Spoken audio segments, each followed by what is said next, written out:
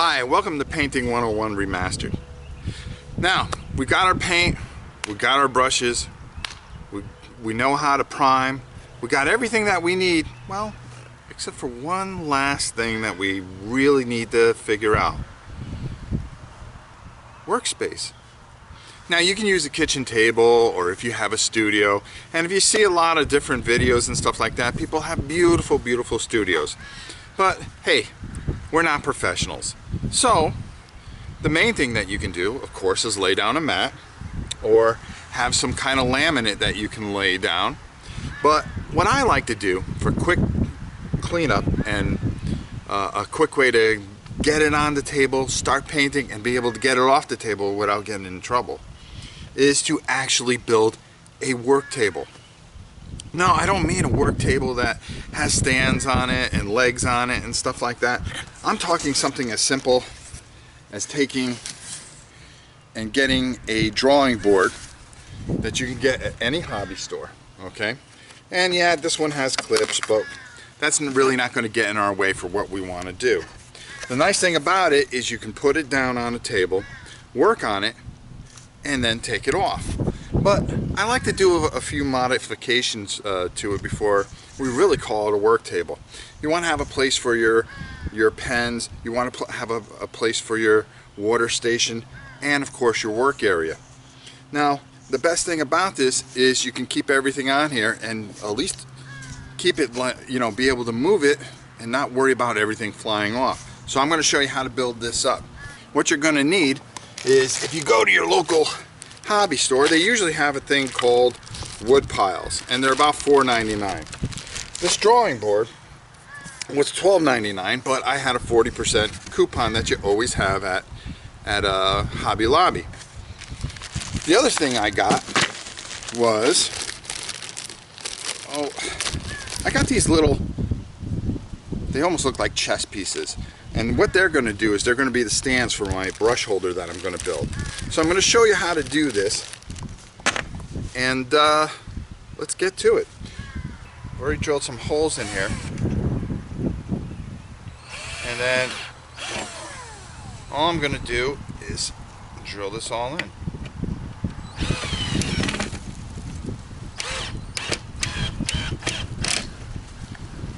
And you can see that's one, and let's get the other 4 in there, and you'll see what I'm getting at.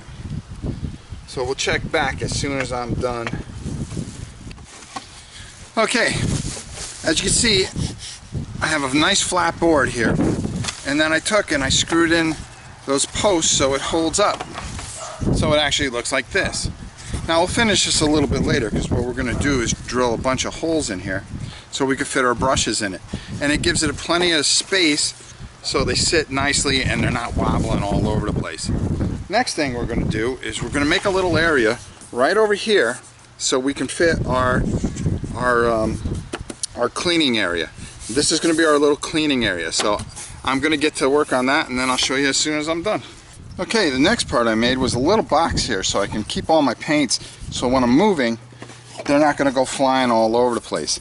And it's kind of good because you can keep an amount that you're using for that particular job. Now I have a ton more paints than this, but at least I can keep them contained in the area and have an idea what I'm going to use for this entire job.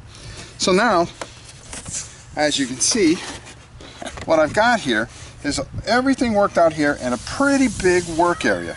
Now what I'm going to do with this clip here, and the reason I got a drawing board like this, was that with this clip I'm going to take a little piece of laminate here, and what I'll do is I'll make that my workstation, more or less, as far as mixing paints, thinning paints out. That way I'm not damaging the board. So I'll use some laminate, or you can use some real good box tape, the clear kind. You could just make a little area, because then you can just clear it right off, or you can tape down the laminate.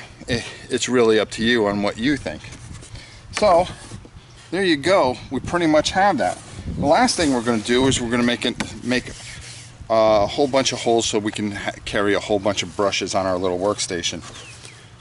And that will be done with the top part of this. So let's get the drill and start taking care of that. Okay, I know we came back inside, but there was something I wanted to show you guys before the end of this video and kind of squeeze this in the middle.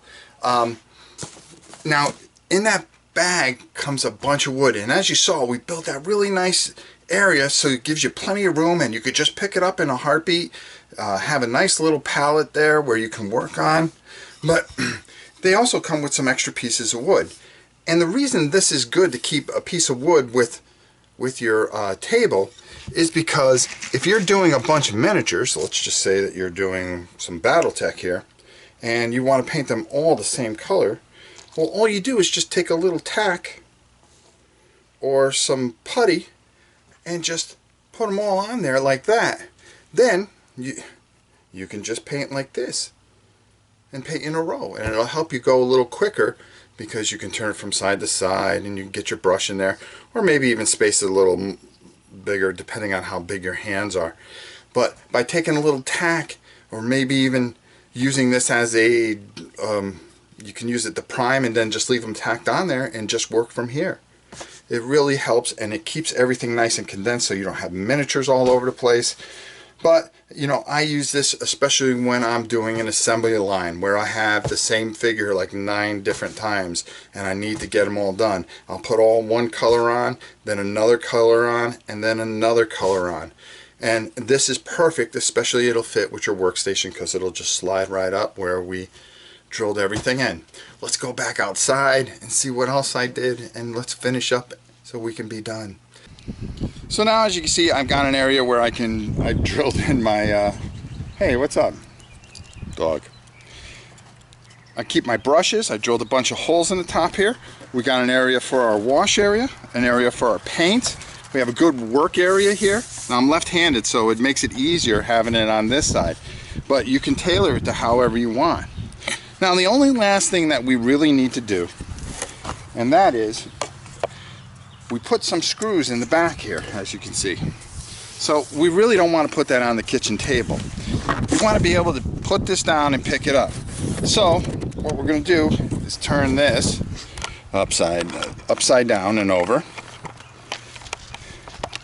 And then basically what we want to accomplish here is, with some felt, we want to make sure that we cover all those screw holes.